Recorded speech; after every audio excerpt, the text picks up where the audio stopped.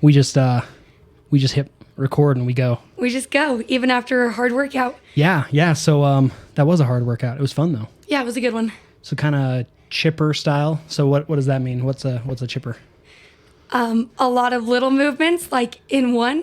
I don't know. Yeah. Is that the right explanation? Yeah, for sure. So what was it even? I'm still winded from it. Yeah, I'm exhausted. It was like 60 toes to bar. Yeah. 50 walking lunges. Yeah, which are always good. With no matter kettlebell. how much weight on a walking lunge, Yeah. I'll be sore. Yeah, I agree. Could be no weight and I'd still be sore. Yeah. Then rowing. 40 calories.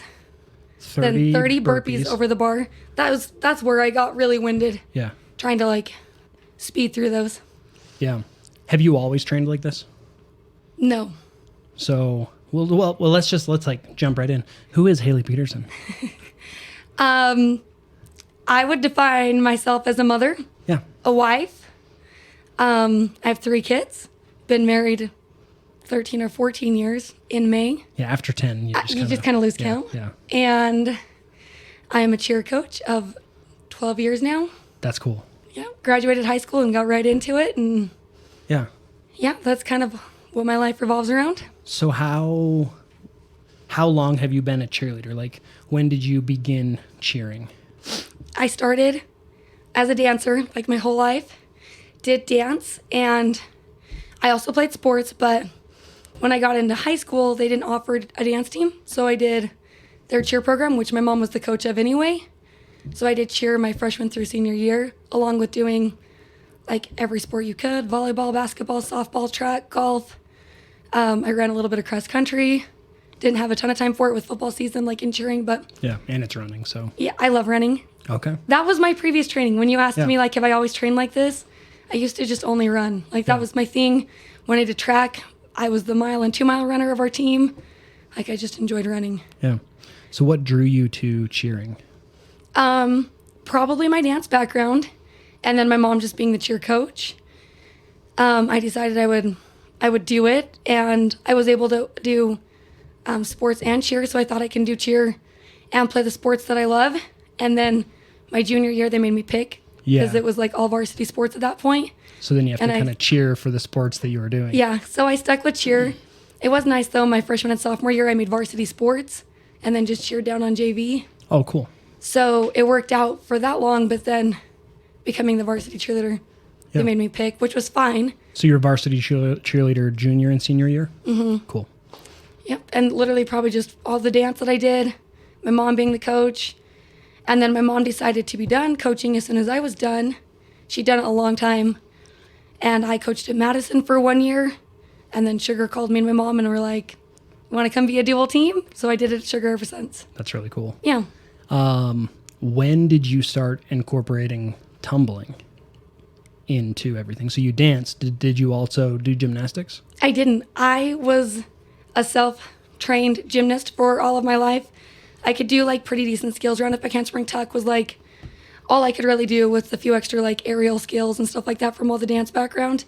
I took privates with Justin Packard my junior and senior year so that I could try and go cheer college. But during a private, I hyperextended my knee really bad. Okay. And had to sit out for like 8 weeks. And so I wasn't able to really get as much tumbling as I wanted into going into those college tryouts. But I was able to, I went to Weber State, which is one of the top cheer teams in the state of, in all of the United States, and I was able to make it to callbacks. It was between me and one other girl. They threw us back in for callbacks, and they chose the other girl, but I was really proud to even make it that far. Like, not having a huge cheer background, I felt really proud of myself for making it into, like, basically, like, the final 2, you know, me and one other girl, like, being, like, the last 2. I felt really good about that. Yeah, that's really cool. Yeah. So then you moved into coaching. Mm-hmm. And how has that gone? I mean, you've been pretty dang dominant. Oh, coaching is an up and down roller coaster. Yeah. Like, some days I love it, and other days I'm like, wow, this is really hard. Well, you're in charge of a lot of people. Yes. And young moldable minds. Yes, like I said, like, some days I love it, and honestly, it's not the days that we're successful. It's the days when I feel like that I empowered somebody or made somebody feel better about themselves. Those are my favorite days. Yeah. Doesn't matter if like a girl comes in and like she has an awesome day, but like maybe like feeling like less confident. Like I don't feel as good about those days. Yeah. It's like the days when I know the kids like leave on a high. They want to come back the next day. Like those down days when like I'm like, man, they probably went home and told their parents that they're ready to quit today. Yeah. Like that's my roller coaster. Like on the way down when I'm like, oh, like that's not what I want this to be for them. I don't want them to go home and feel badly or feel like that they weren't successful. Like, For sure. So that's the roller coaster. So what's the balance there? Like how do you do that? How do you deal with that? I think that there has to be down days. Yeah. Because then there's never an up, which we're taught that in life anyway. So that's not anything like brand new to learn. But I think I have to teach that to the girls. Like, because you had a down day, chances are next time we're going up. You know, like next practice, like it's probably going to feel 100 times better because today was hard. Today was grueling. Today was not an easy day. So in 2 days, because you worked so hard today, in 2 days, it's probably going to feel like that skill we couldn't get, that tumbling pass we couldn't get is going to feel so easy. And so just teaching these kids that never give up, because I think that's like way important. You know, you have kids that are like, I think I'm ready to quit. I think I'm done. And I'm like, but are you learning by giving up? Like you're not learning how to deal with hard things. And when we grow and as we become adults, life's hard. Yeah. It's not easier. Like the trials that we learn in cheer are just life lessons for adulthood when everything is harder. Yeah. Yeah. And as a kid, we kind of think, oh, when we get older, it's all going to just be so easy. But yeah. And like, you can't just quit when you're older. You can't just, I don't want to be a mom. Like you can't do that. Like being a mom is hard. It has roller coasters. Being a wife is hard. It has roller coasters. Yeah. Like, and you can't just give up on your spouse. You can't just give up on your kids. And though those are very different things, giving up on cheer, giving up on family is way different. My goal is that I've made them stronger and it's easier to push through the hard times. Yeah, for sure. And how you do anything is how you do everything. So if you can begin that at a young age and have a good coach that's teaching that, then once they get into those harder trials. Yeah, it just is making them realize that there's always light at the end of the tunnel. Yeah. You know, you might even have a bad month. Sometimes we have skills, and then all of a sudden those skills are gone. And it feels like so devastating to them. But I'm like, it will come. You have to trust the process. It's going to get better. Isn't it crazy how, and it happens, I think, with almost everybody in maybe life, but just especially cheer, and I'm thinking more gymnastics. You'll get a skill. You just got a skill. Yeah. And then you lose it. All the time. All the time. But it's like, I've done it. Yeah. But why can't I do it now? And then as a little kid, you're devastated. You're like, I lost my back handspring. I can never do this again. You're like, no, but you had it.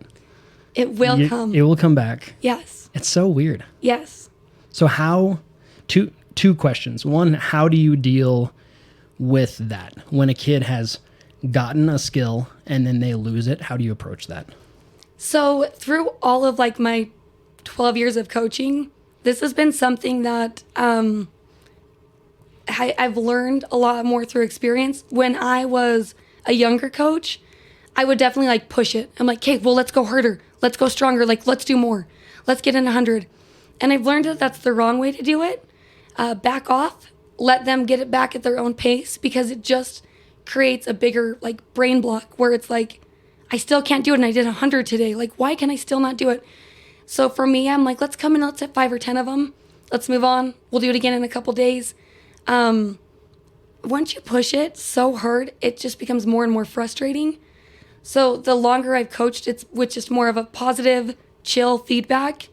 I've had parents, be like, well, what can they do? How are they going to get better at this? Like, why aren't you fixing it? And I'm like, trust me, this is better than me pushing it. Yeah. If I push it, it's going to get so past the point of frustrating that they won't get it back for 2 months instead of maybe a month.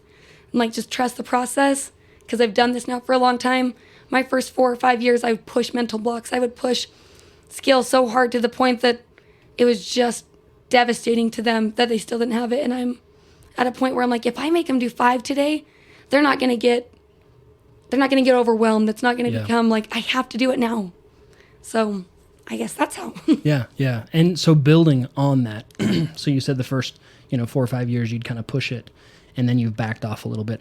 How do you feel like over the last 12 years you have progressed as a coach? When you're young, a lot of people doubt you, and winning was everything for me for people to want to come back to me. Felt like I had to win. Felt like I had to do it all right, or people weren't coming back. Way too much pressure put on myself. Don't get me wrong, I still have a lot of pressure now. But in those first 4 years, I felt like if we lost, people wouldn't believe in me. People wouldn't want me to continue on as a coach. People wouldn't come back to me. And so I pushed really hard, and I had great teams, but I didn't have maybe like the numbers, or when we were winning. My first 4 years we won. I won 5 in a row right off the bat. And we were winning, and we were so successful, but I had lower numbers than I've ever had, And we're still successful, but in like the last, 6 years, it's more important to me to teach them how to lose or how to get stronger, if we're not perfect and things like that, instead of just enforcing a winning team. And don't get me wrong, I like winning. Oh, for sure. There's no doubt that I like winning, but I've decided that there's got to be a balance of it's okay to lose, and we'll rise, and we're going to try to win next time, but let's do it in a happy way, instead of like in a drill sergeant. Yeah. Let me get what I need out of you right here and now.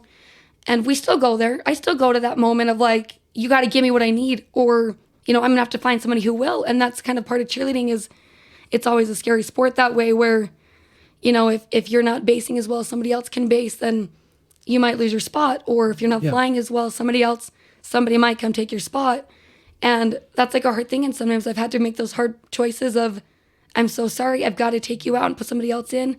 So I still have like those drill sergeant days where I'm like, I've got to do what's best for a team.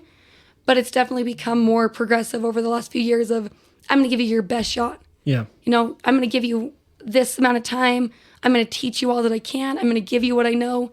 And if it's still not going, I might have to go with these younger classmen. I might have to go with somebody who's less experienced, but seems to just understand how to do it a little bit better. And that's always hard on these athletes. But for the most part, I've just really felt like that I've been able to relax into it. I still put a ton of pressure on myself.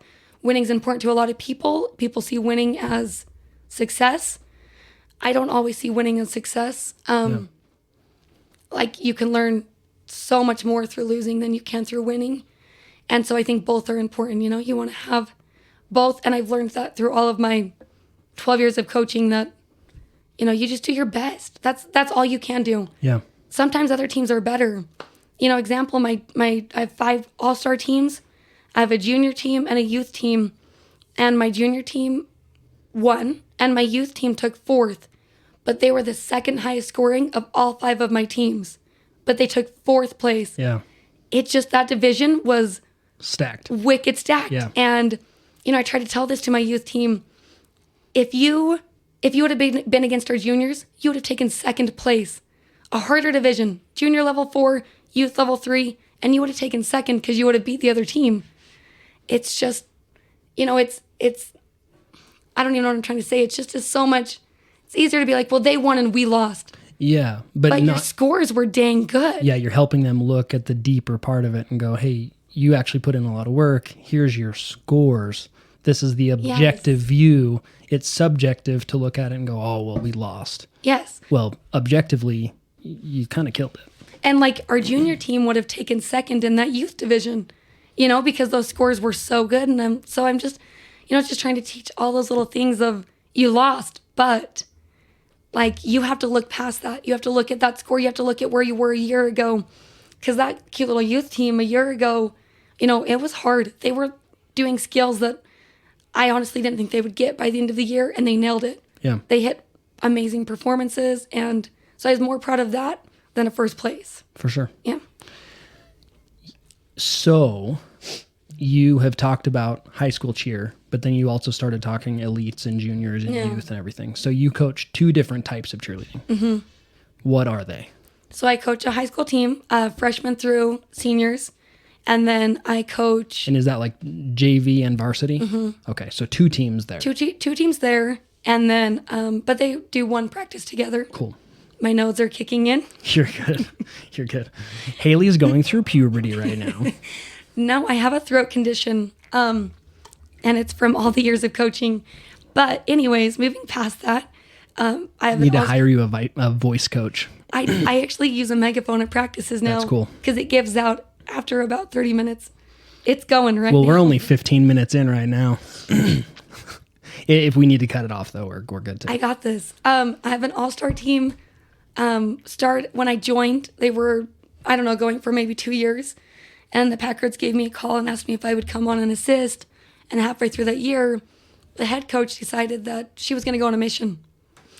And I knew nothing about all-star cheer. Scariest thing of my life. No clue what I was doing. And there was like 16 of them. We had one team. And I remember going to that first competition and we lost. And that was back in my days of winning is everything. Yeah. Nobody will think I'm successful. Well, we lost for about 3 years straight on my all-star team. I thought it was time to just give it up. I'm like, I don't know how to do this. So much different than high school. I don't understand the scoring. I don't understand what they want from me. And, 7 years later, we have 5 teams, 71 girls, and we just went to a big, huge regional summit competition, and 4 out of 5 teams took first. That's awesome. And I wanted to give up. Yeah. 3 years in, I was like, sorry, Courtney and Justin, I'm done. And Courtney was like, you got this. Like, I know you can do it. And Courtney kind of kept believing in me and kept pushing me to, just like I do my athletes. And that's something that's important to me, is to be coachable my whole life. I expect my athletes to be coachable. I have to be coachable. And, Courtney coached me through it. Courtney's not even a coach, but to this day, like, she was my biggest mentor, my biggest coach of don't give it up. Yeah. Like, I believe in you. And this is her program. I'm like, you're the owner and I'm losing for you and you're not ready to give up on me. Like, cool. That shows me like that my parents weren't ready to give up on me either. Yeah. It just was like everyone trusted each other and trusted the process of she's learning, but like she can do it. So like, let's push forward. And, to this day, I would consider us very successful. So. Oh, absolutely. It's and like I said, success is defined in 2 ways. Yeah. You don't have to win to be successful, but we're up there where we're sort of getting to that. We're winning more and more often, but we're learning so much too through everything else. Well, there's the whole adage, you either win or you learn. Oh yeah, I like that. But the whole thing is, if you learn, you're also winning. Yeah. So really, you're winning. Yeah. Even if you're losing. I've actually never heard that. Win or you lose.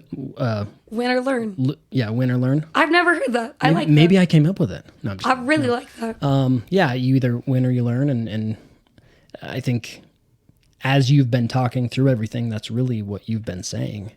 You know, if those first 3 years you weren't winning, you were learning so that you could then win. Yeah. And it's ups and downs, right? I mean, next year it's possible that you don't, but that means you learn. Yeah, exactly.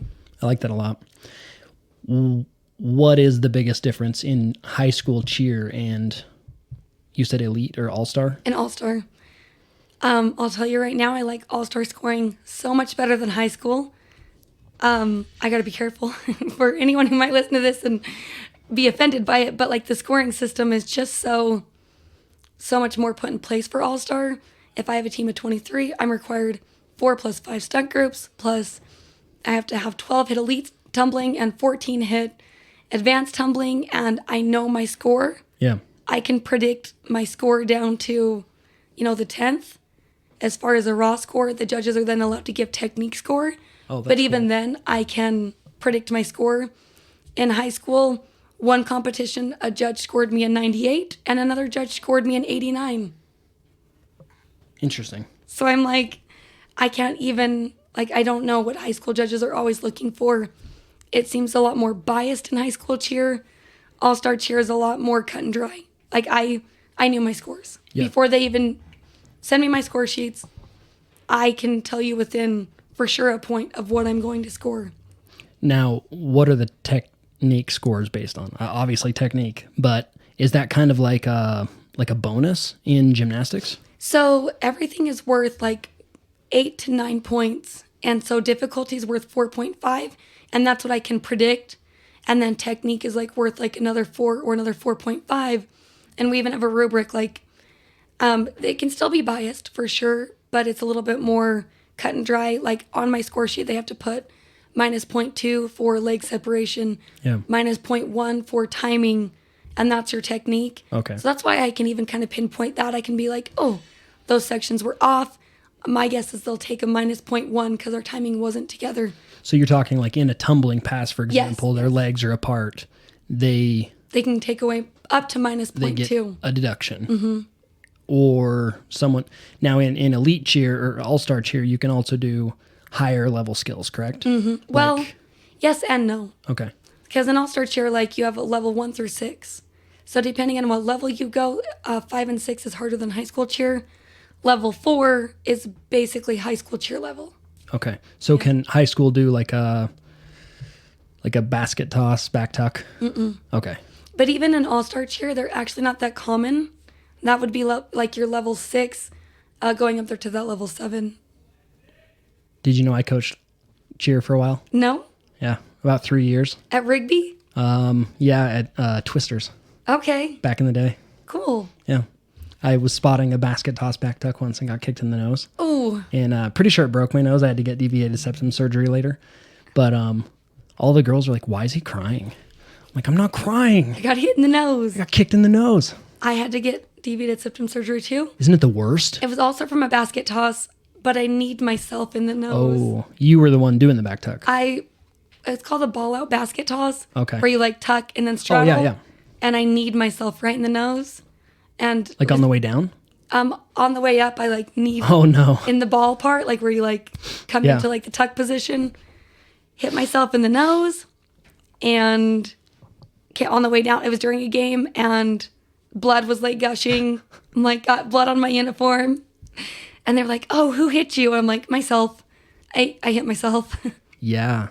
How was that deviated septum surgery? That is the worst surgery ever. Yeah. And now that I have like this throat problem, I had to get like the camera sent up my nose and down my throat. Yeah. And brings back all the PTSD from... Yes. Yeah. It's exactly what I thought. I'm like, no, you can't stick anything up my nose because after we did that deviated septum, my nose is so sensitive. They pull those big old plastic things out. And you're like, Yes. how the freak did that fit up there? I thought the stitches were the worst part though. Taking the stitches out of the plastic. Yeah. I I guess hated that part. I barely remember that. I do remember that part of my nose being kind of sore from the stitches. That is so weird that they stitched those in. Yeah. I have like 2 scars on each side of my nose. Interesting. Yeah. My mother-in-law just got it done. And right before she did it, I'm so sorry for what you're about to go through. I got it done. I was getting married in just like a few weeks, and Josh, my husband, like tickled me one day, and I Oh, no. sent my nose into his back while he was tickling me with those plastic tubes up there. It was like the most pain I've ever experienced in my life. Yeah. It was awful. Just nose right to the back. Yeah. Okay, well, we got sidetracked on deviated septum surgery there. What do you think the biggest... This is a very hard question because there could be so many answers and you can go off as far as you want. Like what's the biggest lesson that you've learned over the last 12 years of coaching? The biggest lesson that I'm not perfect at yet, which there's no such thing as perfect anyway, but it's honestly still the pressure I put on myself. Like, it's just, I want everyone to be so happy. I want everyone to feel like rock stars. And it's on those days when they don't. Yeah. That I go home, like, my poor family will be like literally, like, my kids cheer for me, my 2 girls. They'll walk in the door, they'll look at my husband, and they'll, like, literally look at him and be like, it was a bad day. Yeah. Like, let mom go to her room. Chill, yeah. Yes. You know, and, like, I wish that it didn't affect my home life because I don't need to put that pressure on myself. I can't put the pressure of everybody's feelings are not reliant on me. Yeah. And my husband's really good at that. If somebody's like kind of mad at him, he's like, you know, that's on them. And he doesn't need to be mean. Yeah. But he can draw that line. He can be like, I actually wasn't rude. I didn't necessarily do anything wrong. And he'll be like, and I did apologize for like being offensive or, you know, hurting someone's feelings. And at this point, like, I've done all I can, you know, to make it right. And like, he's really good at that. He's really good at trying to teach me that. And so when I say like, it's like a lesson that I'm trying to learn as I go. Yeah. It was a bad day and that's okay. Like, let's go home. Let's enjoy like a nice, we never have dinner together, but on the nights that we do, like, let's enjoy a dinner together and let me just like wait and fix that at our next practice. Yeah. But instead I'll dwell and dwell and dwell. And I want to just instantly make these kids feel like rock stars. And so that's my lesson that I'm progressively learning as I go, is to try and take the weight off of my shoulders, because I can't continue to carry, I had 101 athletes this year from high school and all-star, and I can't always make sure they're happy. That's impossible, For sure. Especially girls, no offense. But girls they're harder to keep on that high. Yeah. I feel like guys can like stay higher maybe a little bit longer. I watch the athletes, I guess I'll say. I have boys on my high school team and they don't go through the ups and downs like the girls do. It's not the same level of, their feelings and their hormones and things they're just so much more even paced. For sure. Like they have bad days and they get mad, and there's like no doubt about that. I'm not saying that, but 100 girls, I feel like I'm bound to have some that are unhappy every once in a while, and I can't carry that weight. Yeah. That's my lesson I'm learning. No, I like it. So what are you doing to actively combat that? Because it's tough, by the way. Like, one, you see a lot of people in the workplace that have a tough time leaving issues at the workplace. Like, that's just how it is. Yours is even more unique in the fact that you have 100 moldable minds. I don't even know how you remember 100 names. You have 100 moldable minds that you're kind of responsible for. I know we've talked about that before, just in the past in passing. What are you actively doing to keep that work-life balance and keep work at work and home at home? Trying to remember that we are moldable. I guess when you say multiple minds, that like remembering like in 2 days, because I'm thinking all-star team, they practice every 2 days. My high school's every day. So we'll go back to high school, I guess, is remembering that if I have like a bad Monday, we can go make it right on Tuesday. Yeah. And so I don't need to overthink it. I don't need to figure out how to solve it right then and there. I'll go to practice on Tuesday and I'll make sure it's a great day. And yes, remembering that they're moldable in the fact of if I came down hard on them on Monday, like they're also learning how to deal with a boss, with, somebody who they'll have to work for in their lifetime, that a boss might be unhappy, and they're able to also understand it in a way of, I'm teaching them that, oh, help me out, Tyler, that like one day, like that if their boss comes down on them, it's okay. Yeah, for sure. It's them learning. Uh-huh. Yeah, which the whole win and learn thing. I mean, like right back to that. So 2 more questions. Because I was actually going to say, like, what are your top 2, but I actually really like your top 1, what was right there. So we're just going to leave it there because I like that a lot. I think people can take something from that. Okay. What's the craziest thing that you've seen happen? I'm talking physical. Oh. Someone's at a competition or a practice, or just the craziest thing that comes into your mind. Lots of broken arms that are dangly. I've seen a lot of those. Oh. I mean, I've gotten to a point now, this is sad, and some people might be annoyed by this, but I'll like watch girls fall from like stunts. We don't have very many that ever hit the floor. It happens. Yeah. It happens. You have really good We're safe about catchers. it. Yeah. We won't start doing a skill without spotters until I know it's good to go. But probably like when I like watch Gil's stunts anymore, I'll like watch them start to fall and I don't even flinch. Yeah. I'll bring on my new coaches that have come from high school cheerleading, they'll come start to help me coach. And every time somebody goes to fall, they like flinch and they're like, oh my gosh, is she okay? And I'm kind of like, she's fine. Yeah. Like I've done it now for so long that I don't even necessarily look at those falls and those ouchies. I'm kind of like, you'll be fine. Give it a day. Like, you're good to go. But I've definitely seen I don't know. I've seen a Just lot seen of a lot. falls, but broken arms are probably the most gruesome thing I've Yeah. seen, where like the arm is the wrong way. Yeah, Like the gets elbow dislocated at the and elbow. it broke. Yeah. So I've seen like the hand is literally facing backwards. And it happened to a little 5-year-old girl. She came down on it wrong. Oh, sad. Elbow dislocated the wrong way. She was holding her arm and she goes, as calm as can be, "Do you think it'd help if I popped it?" No. Please don't touch your arm. The doctor will pop it. Like, you let it be. I've seen a mom not be able to carry her child out. Yeah. I had a mom in the waiting room once assist taking the mom and the daughter to the hospital because she was so frantic. Yeah. But as far as like gruesome things, broken arms, but I've definitely seen a lot of head hits, Yeah. some Concussions. gnarly noses, some Oh, pretty yeah. good noses that are like definitely not facing the correct direction. I've fixed a few dislocated fingers in my life. Lots of, "Oh, you're going to be fine," and pull on the pinky and it's right back in place. So I can't pinpoint one Yeah, just a lot. nasty, gnarly fall. I saw a kid rip his toe off once. Ooh, You ever heard this story? no. We were playing Sharks and Minnows. I was coaching team. That's a dangerous jazz one. snowboarding. He jumped and he came down on his big toe. And not only did it dislocate, but it ripped the skin Oh, clear off. gross. So it was dangling.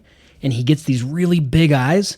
And like, I don't know what kind of natural instinct people have to do this, but he grabbed his toe and he shoved it back in place. Oh my gosh. And then I carried him out to the waiting room, and I don't remember. I think his parents came in and got him and brought him in, and they stitched it back up and made sure that it was all back in place. But Oh. Sharks and Minnows ripped his toe off. That game, I've had so many head hits because Yeah. people will try to jump over somebody and they don't make it, and the knee goes to the head. We don't play that game very often anymore because girls think that they have more height than they do, and then next thing I know, they're taking off somebody's head. So, but I kid- watch the boys take each other out. Oh, they are. Yeah. So, Yeah, they're gnarly. yeah. Our boys just finished regionals in gymnastics, and they were like, "Coaches told us now we can have fun at practice." Now we can do whatever we want, try whatever skills we want. It doesn't matter. It was cool. Last one. What's the funniest thing that you've ever seen? These are definitely putting me on the spot. I know they're tough because you've now been in it so long that there's so many. It's gonna be tough to pinpoint. Am I allowed to say a name? If it doesn't offend them, They won't but be if, offended. if we need to edit it, we can. But usually this She'll is be raw. fine. Bailey Ostermiller. Her senior year, right before state, we were doing routines. Nothing different. Like, it was a routine they'd done for 9 months. And a twist cradle, elbow went to her tooth, front tooth totally gone. Oh, no. Totally missing, like on the floor, trying to find her tooth. And I've just never seen somebody like gorgeous girl, and then that tooth is gone. And it was, her face was so much different looking.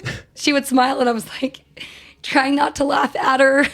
But like during the routine, she's still going. Well, it was just at practice. Oh, it was at practice. So thank goodness it was only at practice. Yeah. Because I would have felt bad for her if she had to finish without her tooth. So smiling, But it wasn't just a chipped tooth, like gone. fully gone on the mat, picking up her tooth and sending her to the dentist to hopefully get it fixed.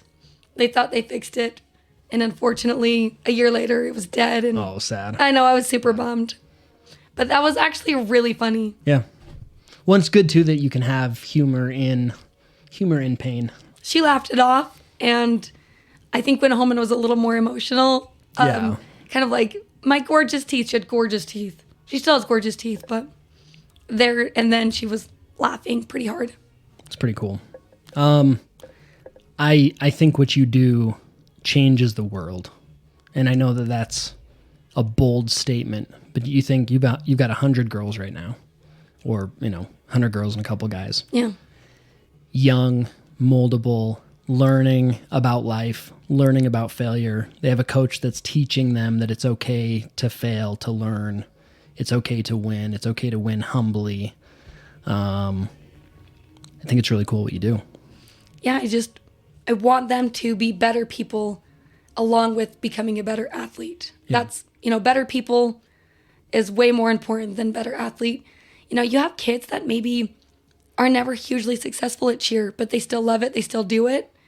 But my goal for them is they never gave up on it. And two, they became better people for it because maybe it wasn't their forte, but they really enjoyed it and they stuck it through and, they learned a lot of life lessons. I'm a huge advocate of like being on time, wearing the correct clothing. Wait, not you. You're not the one that gets like to work 30, 45 minutes early. I might show up to work way too early everywhere I go.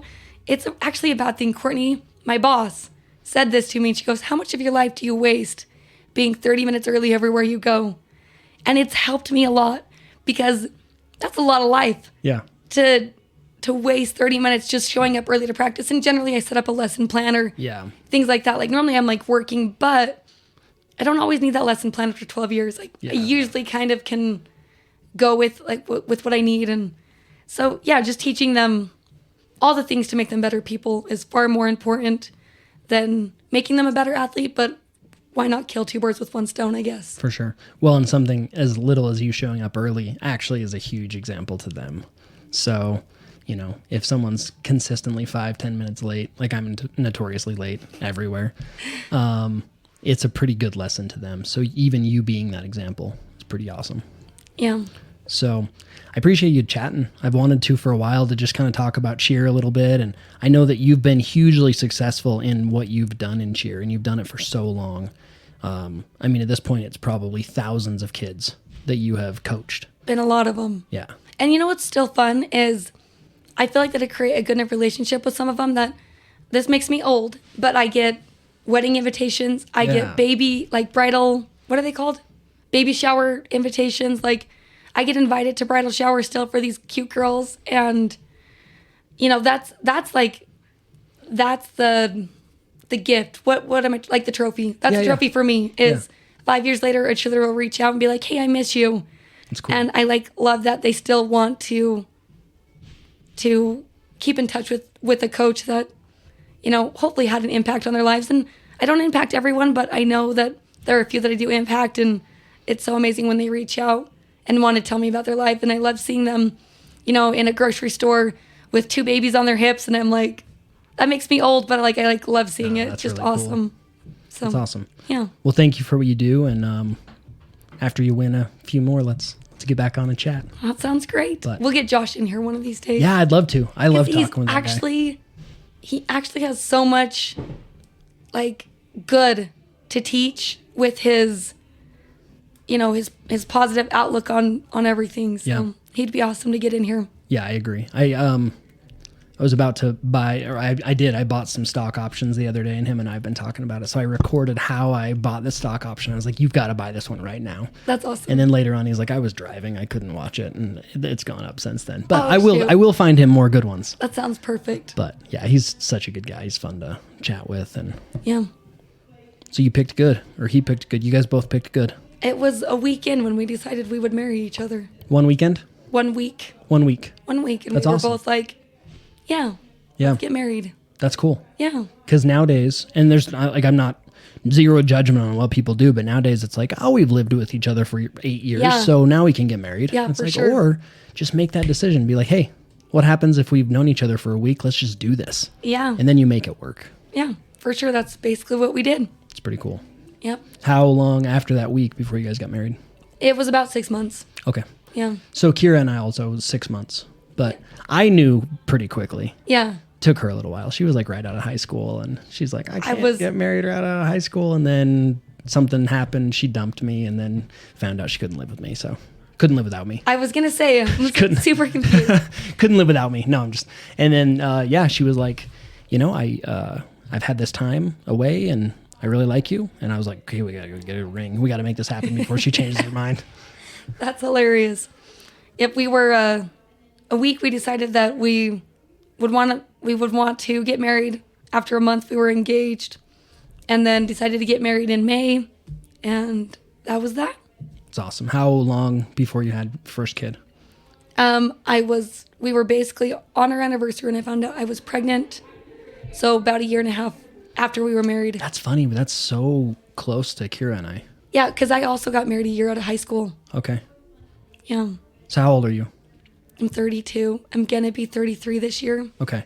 So really, I think as far as married and kids, we're like the exact same. It's just I'm older than you, 3 years older. And that's Josh too. Josh is 3 years older than me. Yeah. It's cool. Well, life is cool. And like you said, there's ups and downs, but what you do with these kids, I think, is teaching them just such great life skills forever. I hope so. That is my goal. Well, keep it up. You're pretty awesome. Thanks. Yeah. We'll chat soon. We'll see you later. Bye.